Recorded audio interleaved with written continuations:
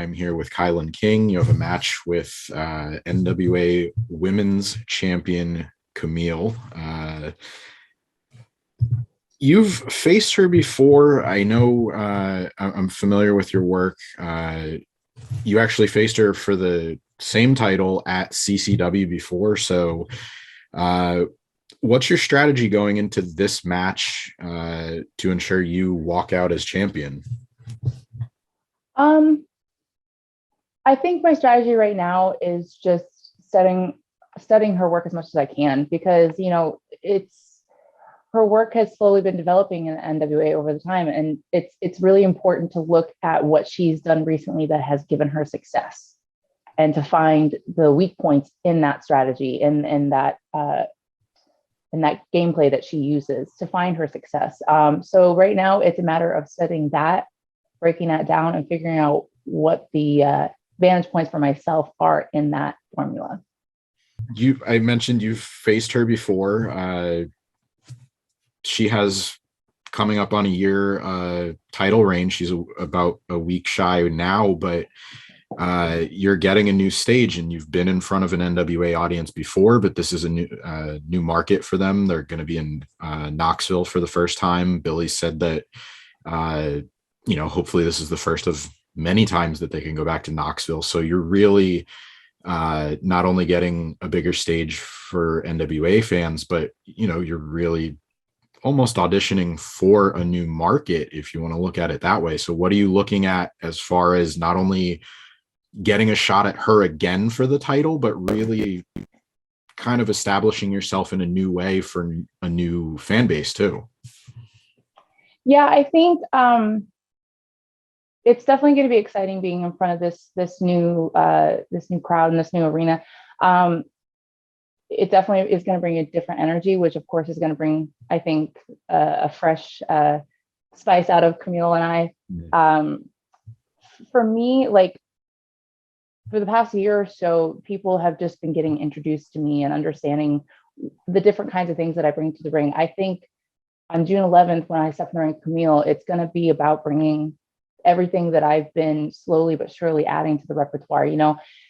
It's really easy to look at this match and think, oh, Kamille and I are both big powerhouses, so that's what this is going to be. But I pride myself on being what I like to call a hybrid wrestler. I studied martial arts for 6 years before I even stepped into a wrestling ring, so I have a lot of striking abilities. When it comes down to it and it looks like, I might be in a bad position, I really rely on my technicality to help me through those situations to get back to my striking and my powerhouse abilities. So I think this night and this moment is going to accumulate to everybody seeing the journey and then coming full circle to the point where I throw it all together just, to try and win one of the biggest matches of my career.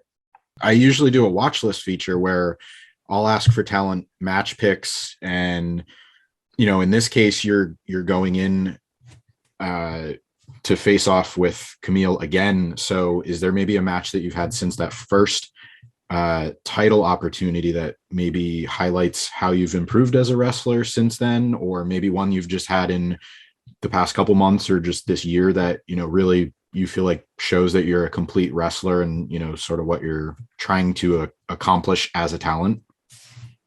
Yeah, just recently when I won, right now I currently hold 3 titles on the independent scene. One with Coastal Championship Wrestling, where Kamille and I wrestled each other for the first time. Capital Championship Wrestling in Houston, Delaware, and the Belladonna Elegance title. Mm-hmm. To win the Coastal Championship title, I had to go one-on-one versus Marina Tucker, who is a bit of an aggressive and dirty player. And I think that match, that was a match that really just, I pushed myself to my limit. I kind of brought a little bit of everything in my repertoire, and I really showed people like, hey, it's my size isn't the only thing that defines me. I am a fighter. Mm-hmm. That match really showcased, and it got a lot of great reaction once it aired on YouTube. A lot of people were like, I didn't know she was capable of fighting like that. And I'm like, yeah, guys, I have it in me. It just, sometimes you got to wait for the right match. Her and I had a couple great matches together. We also just recently had a steel cage match together to kind of put the exclamation point on our feud together. So I definitely would say those are definitely ones to watch. I will definitely probably be doing a lot of a similar strategy in that match, or in my match with Kamille that I had in that match. There's a lot of matches that I've done recently that you can find on Title Match. I don't know if they're necessarily on YouTube yet. Some of them might be, but just my different approaches to the same strategy, but just finding a different avenue for it, so people aren't always knowing what to expect. Yeah. Go ahead. Yeah. Sorry. No, it's just like there's always like our bullet points that we like to get to in our matches, because it's what makes us strong and what works for us. But it's always about having a new approach to get there. That way people don't know what to expect and aren't fully prepared for what you're going to bring into a match. Yeah, the steel cage match I know just went up because I got a chance to check that out before this. They were both Bash at the Brew events, if Yes. I remember correctly. So the first match you had, which was the title change, was a Bash at the Brew, and then I'll include it with the feature, but you can go and find the steel cage match on YouTube. So, that's a full length match. That's usually, the idea behind this kind of started as like a pandemic thing where it was like, okay, wrestling was, it was going away. What are we going to watch? So I was like, okay, let's talk to you guys and girls and figure out what you're proud of and what was out there. And it's kind of like the beauty of the good positive side of social media and YouTube, where you're getting to see full length matches and really getting to learn about new talent. And title match wrestling is one of the, I talked to Telly back and forth here and there, for the past couple of years, and doing like the ladies night out events, and now finding out about Mission Pro and CCW. I think another match too, now that you brought ladies night out, my match with Thunder Rosa at WrestleCade at ladies night out, I think that's one of the first matches where people realize how much technical wrestling knowledge I have, because it's not something I show very often. It's usually like I save it for the right opponent. And I think that's a match that really showcases, like, I don't have to run a bunch of spots or pick you up and slam you every 5 seconds in order to have a really good match with you. That was one I was definitely really, really, really proud of. And then I've had a couple of really great matches at Mission Pro. My singles match with Genocide from last year, I believe it was around like Halloween time. Like, her and I had a banger there. Trying to think who else. My match with Ray Lynn, which that one is on YouTube. That was the first time I ever wrestled at Mission Pro. And that was one of those matches where I kind of combined a little bit of everything that I pride myself on knowing: powerhouse, striking, technicality. That was a really great match that showcased all those sides of my wrestling. Yeah, definitely. Anybody watching or reading this, go check out some of the matches we named. There's a ton of stuff out there. I know the Thunder Rosa match from was it 10 or 11? I don't remember the number, but that one's up there. That's it, out there in full. And then I'm glad you actually brought her up, because I was just reading an interview that she did with comicbook.com. She was promoting AEW Double or Nothing. And, she really said, you guys got a chance to travel. She kind of took you under her wing and praised your passion for the business. So what did you learn maybe getting to travel with her like that? Like, anything stand out in particular that you took with you, or just maybe learn something new about her? Yeah, I think anytime I spend time with Thunder, I think it's a refresher for my brain about how much dedication you have to have, not just in the wrestling ring, but in all the factors outside of the wrestling ring too. It's really easy to get into the business and be like, hey, I'm a good wrestler. Why isn't anybody paying attention? But there's so many other factors into it, like the grind of just getting merch out there, constantly putting content out there, making people understand. Because like, not everybody's going to discover you through a wrestling match. Sometimes people discover you through other things that lead them to watching your wrestling. So there's just a lot of different factors that you have to constantly be working on to make people pay attention to your brand and get invested and want to be behind you. So every single time I'm with her, whether we're in a car or at a hotel room or just backstage getting ready for a show, there's always something to observe and watch about her, because she's always moving, she's always working, she's always having conversations with people, making sure that, that the wheels are constantly moving, so that way her brand is constantly growing. And so she truly showed me how much work it takes behind the scenes, not just in the ring, to be successful, but also too, her grind in the ring is incredible. She's always, she's always training, and then when she's not training, she's at the ring. So it's just, she just showed me how much work it really takes to find success in this business.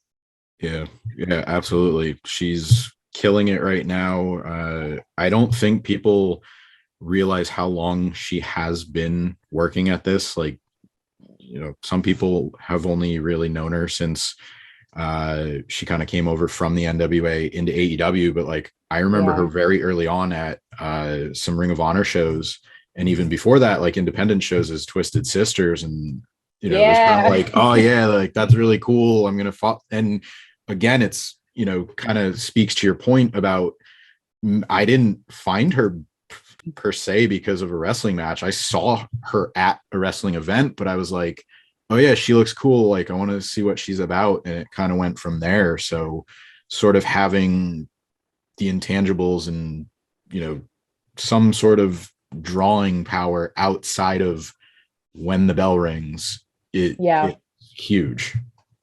Because people don't always necessarily connect with the moves that you're doing in the ring. That's not the main factor of it. If people connect with, your voice and your personality and the things that you do in between all of that stuff, that's what people connect with. So majority of the time, people are going to discover, like half the time I get more reaction from a promo I post where I actually speak and people get to experience my personality and hear how I like to talk and, my sassiness, or sometimes even a little bit of cockiness. Like they see that and they respond more to that than if I would have posted a clip from a match. Like, sure, it gets response, but it gets more interaction when people get to know you.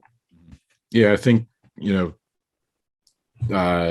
veil has been dropped, or the curtain. We have looked behind the curtain so long that I feel like people appreciate all the work that goes into all of the other stuff. And then when it's time for wrestling, then you can sort of enjoy that more. You have a connection, getting to see, like you said, like putting out the merchandise and working on promos and just sort of, you can still be larger than life, but at the same time, you have more depth now than I think you did maybe 10 years ago or 20 years ago when the Wizard was still pulling all the strings. Yeah. One other thing I wanted to touch on, you also were trained by the Dudleys, Billy Gunn. Can you maybe speak to the differences between learning from, I'll take Billy out of the equation for a second, but like maybe learning from Devon and then from Bubba, like anything that you sort of picked up on? Like obviously they work well as a team, but they're completely different people when they're training you, especially on like a one-on-one aspect. So excuse me. Shortly after I started training there, Devon started working for WWE again, behind the scenes and stuff like that. So we would get them in little doses at a time. But I think with Devon, he was really adamant about the work ethic, really preaching that into us. And then when he was there, he would put us through drills. He would make sure, he would give us like really, really basic spots because he wanted to make sure that the flow of it was really crisp, that like just the littlest things were like legitimate looking. And I feel like when Bubba was there, it was almost like he was trying to make sure that there was intensity in us at all times. Because if you watch Bubba's work, he doesn't do a crazy ton of stuff, but what he does do is always like, just, you feel it, it's intense. Like you can feel the pain that he's causing his opponents. So I think like, so I guess if I had to break it down, Devon worked on us with the structure of things, and then Bubba really brought the intensity out in us.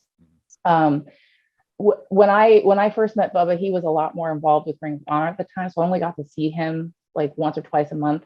But when he was there, he would just bring so much out in me. And then too, that kind of led in, if you don't mind me like segueing to Billy, Billy was kind of similar, where like he didn't teach us, like he wouldn't like go through all this stuff and teach us all this crazy stuff, but he would break down the basics and make sure that what we did was intense and it looked good, and that we had just a lot of power behind the things that we did. And Billy too, like he had a really great way, because I feel like no matter what sport or kind of thing that you get into, you're going to have a bunch of different people that you learn from at some point. And sometimes, no matter how great the coaches are, there's always somebody who speaks to you in a certain way that your brain just computes it. You know what I'm saying? And Billy was like, by the time I got to Billy, I'd already learned a bunch of stuff through Devon and Bubba, and even our other trainer, John Cruz. But there was just something about the way Billy would approach it, and he would speak to me, that the things that they had already been reiterating to me over the last couple of months, suddenly it just made sense in my brain. And he also ran